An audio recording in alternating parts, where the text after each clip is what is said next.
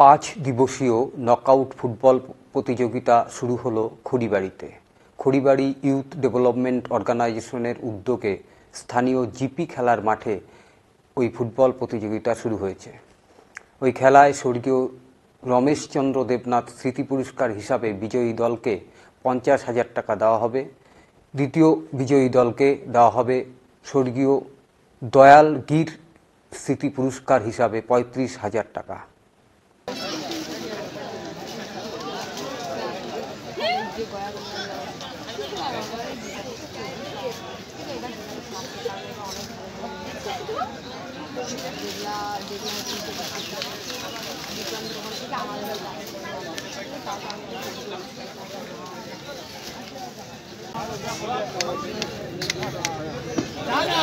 আমাদের এখনকার খেলা খানরহাট স্টেট বনাম শাহজালাল স্টেট।